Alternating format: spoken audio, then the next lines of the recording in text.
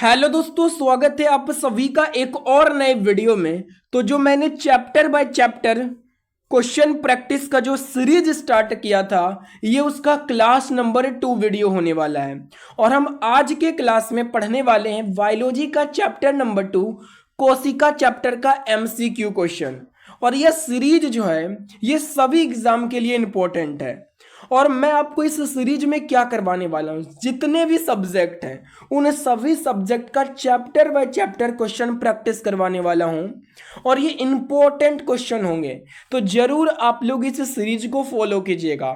और इसका अगर आपने पहला क्लास नहीं देखा है, जहां मैंने जीव विज्ञान की विभिन्न शाखाओं को पढ़ाया था, उसके एमसीक्यू क्वेश्चन को करवाया था, तो उस वीडियो को आप लोग देख लीजिएगा। फर्स्ट क्लास को वो हमारे चैनल पर है, जाके देख लीजिएगा। और इसी तरीके से अगर आपको सभी क्वेश्चन सभी चैप्टर का जो है अगर आपको प्रैक्टिस करना है ना, सभी सब्जेक्ट के सभी चैप्टर के क्वेश्चन को प्रैक्टिस करना है, तो चैनल से जुड़ जाइएगा। आपको बहुत ही ज़्यादा बेनिफिट होगा इस सीरीज से। तो चलिए वीडियो को स्टार्ट करते हैं। आप लोग इस वीडियो को अंत तक जरूर देखिएगा और पहले आप पूरा देख लीजिए इस वीडियो को, और कैसा लगता है वीडियो फिर आप लोग कमेंट में बताइएगा। तो चलिए स्टार्ट करते हैं। पहला क्वेश्चन है, निम्नलिखित में से अर्धसूत्रण के लिए कौन सा कथन सत्य नहीं है। अर्धसूत्रण के लिए इनमें से कौन सा कथन है जो सही नहीं है। मतलब 4 गो ऑप्शन है, जिसमें 3 गो ऑप्शन सही होगा, 1 गो ऑप्शन गलत होगा। तो कौन सा सत्य नहीं है, गलत वाला पहचानना है। ऑप्शन ए पढ़िए क्या है। अर्धसूत्रण 2 चरणों में होता है, ये तो सही है कि जो अर्धसूत्रण की प्रक्रिया वो 2 चरण में होता है, ये सही है। ऑप्शन बी देखिए, अर्धसूत्रण के परिणाम स्वरूप परिणामी कोषों में गुणसूत्रों की संख्या 2 गुनी हो जाती है, ये गलत है। ऑप्शन नंबर हो जाएगा B right answer. C number पढ़ लीजिए, अर्धसूत्रण के दौरान जनक कोषों के जीन परिणामी कोषों में मिश्रित हो जाते हैं, ये भी सही है अर्धसूत्रण के लिए। ऑप्शन डी पढ़िए, जनन ग्रंथि में अर्धसूत्रण युग्मक के उत्पादन के लिए होता है, ये भी सही है। तो गलत वाला कौन है, तो गलत वाला हो जाएगा बी, राइट आंसर हो जाएगा बी। अगला क्वेश्चन है क्वेश्चन नंबर 2, किस कोशिकांग को कोशिका का मास्टर कहा जाता है। तो कोशिका का मास्टर किसे कहा जाता है, नाभिक को कहा जाता है, कोशिका का मास्टर कहा जाता है।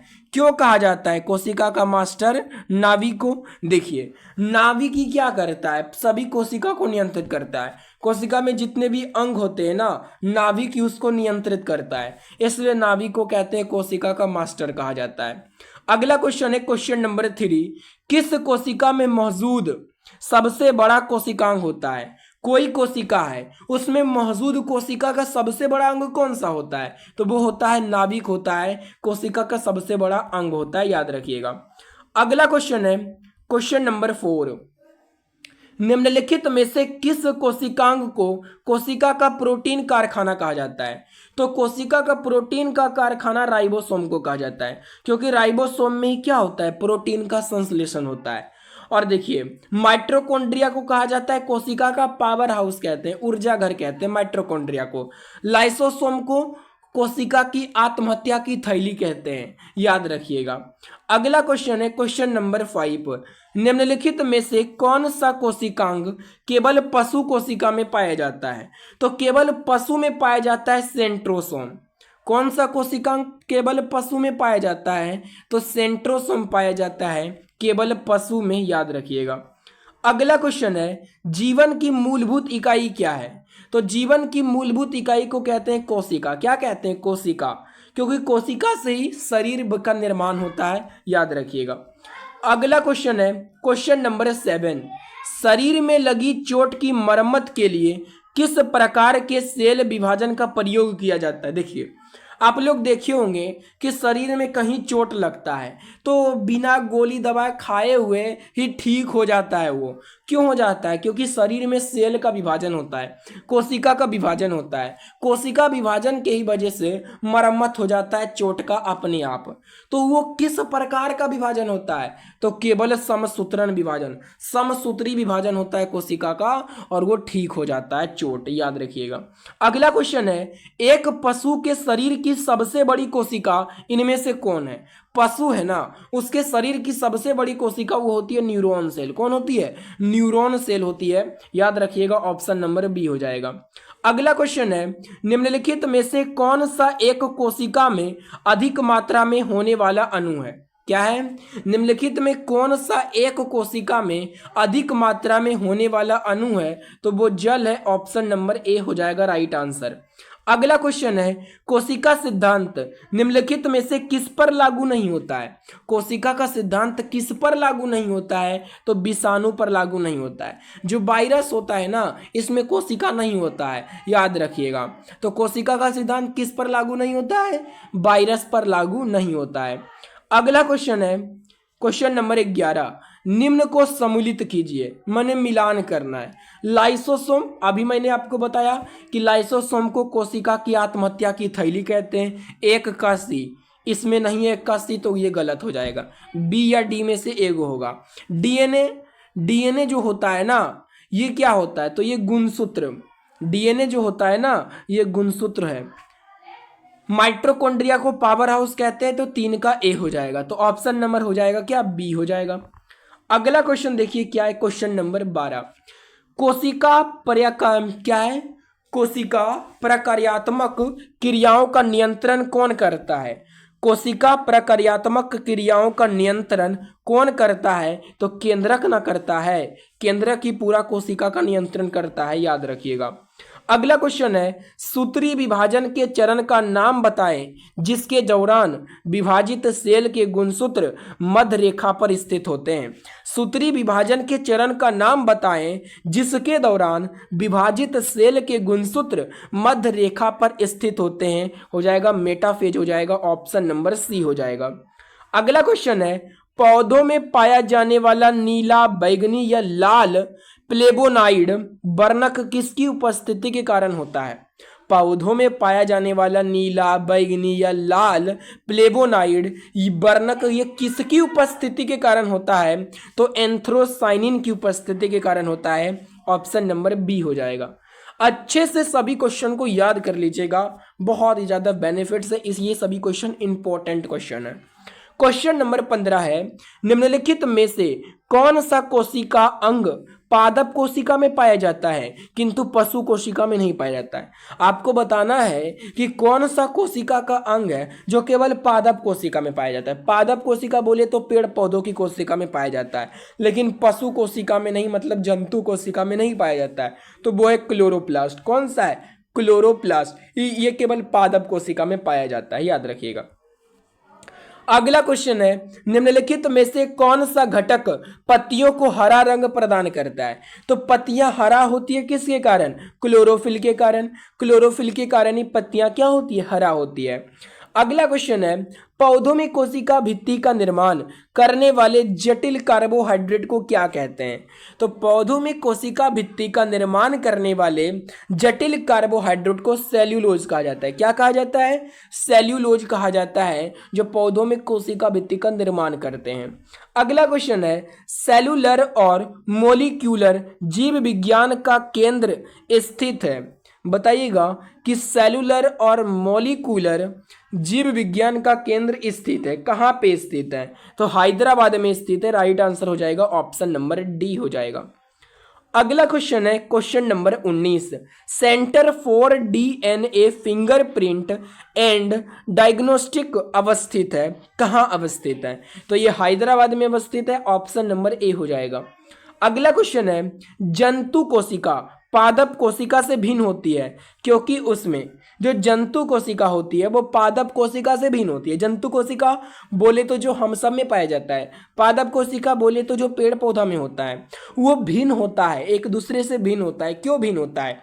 क्योंकि उसमें क्या होता है, देखिए कोशिका भित्ति नहीं होती है। जो जंतु कोशिका होता है ना, इसमें कोशिका भित्ति क्या बोला है? जंतु कोशिका पादप कोशिका से भिन्न होती है क्योंकि जो जंतु कोशिका होता है उसमें कोशिका भित्ति नहीं होती है, लेकिन पादप कोशिका में होता है। हरित लवक नहीं होता है जंतु कोशिका में, लेकिन पादप कोशिका में हरित लवक होता है।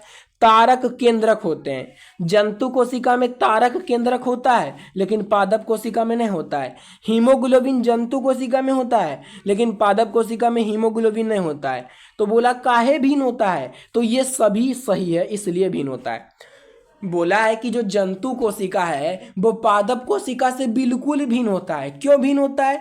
क्योंकि जंतु कोशिका में कोशिका भित्ति नहीं होता है लेकिन पादप कोशिका में कोशिका भित्ति पाया जाता है। ऑप्शन 1 तो सही है। ऑप्शन 2 बोला था हरित लवक नहीं होता, ये भी सही है। जंतु कोशिका में हरित लवक नहीं होता है लेकिन पादप कोशिका में हरित लवक होता है, ये भी सही है। तारक केंद्रक होता है, जंतु कोशिका में तारक केंद्रक होता है लेकिन पादप कोशिका में तारक केंद्रक नहीं होता है। हीमोग्लोबिन होता है, जंतु कोशिका में हीमोग्लोबिन होता है लेकिन पादप कोशिका में हीमोग्लोबिन नहीं होता है। तो ये सभी सही है, जिसके वजह से जंतु कोशिका और पादप कोशिका अलग अलग होता है, याद रखिएगा। अगला क्वेश्चन है, निम्नलिखित में से किसने यह मूल अवधारणा प्रस्तुत की थी कि सभी जीव कोशिकाओं से बने होते हैं?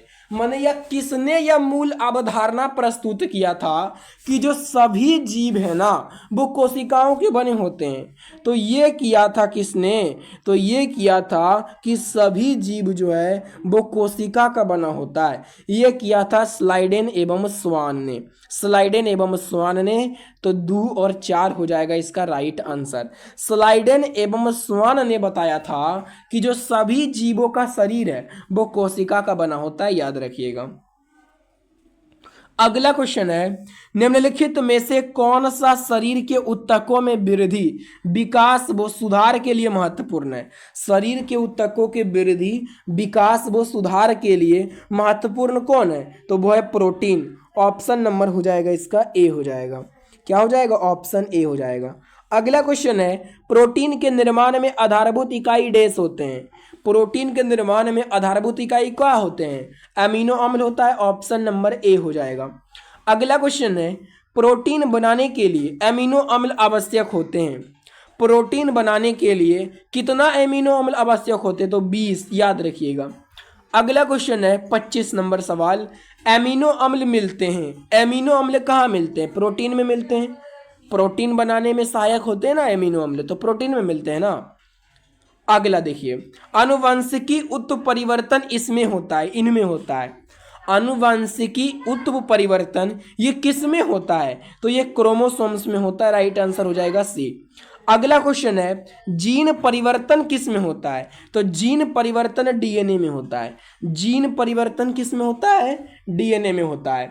अगला क्वेश्चन है, डीएनए संश्लेषण का प्रतिपादन किसने किया था?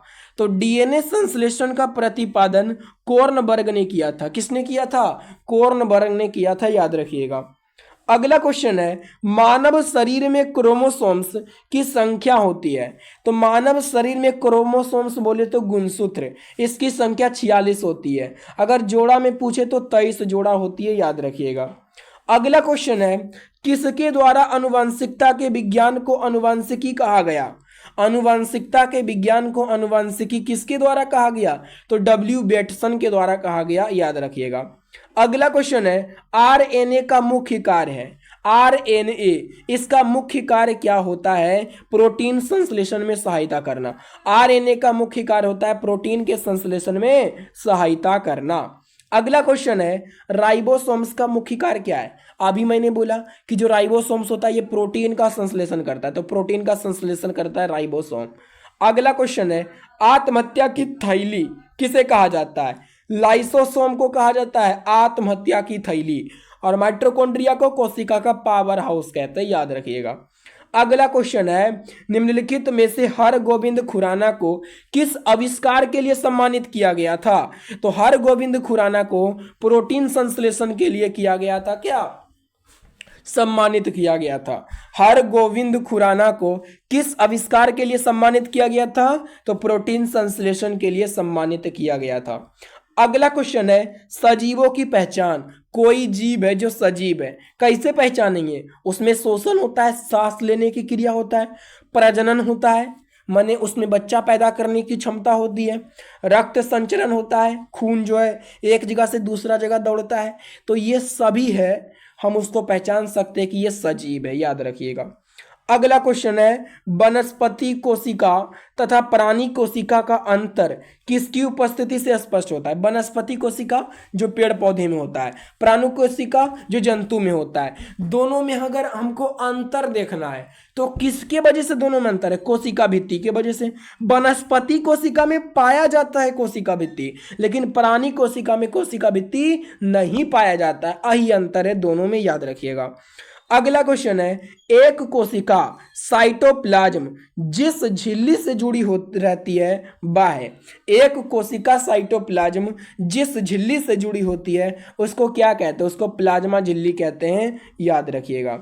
अगला क्वेश्चन है, कोशिका के 4 अवयवों में उस कोशिका को पहचानिए जो पौधे की कोशिकाओं में पाया जाता है किंतु जानवरों की कोशिका में नहीं। कोशिका के 4 अवयव में से उस कोशिका को पहचानना है जो पौधा की कोशिका में तो पाया जाता है लेकिन जंतु कोशिका में नहीं पाया जाता, तो वो लवक है। लवक ही पौधा की कोशिका में पाया जाएगा लेकिन जंतु कोशिका में लवक नहीं पाया जाता है। अगला क्वेश्चन है और ये लास्ट सवाल है कोशिका चैप्टर का, क्या है? कोशिका गतिविधियां नियंत्रित की जाती है।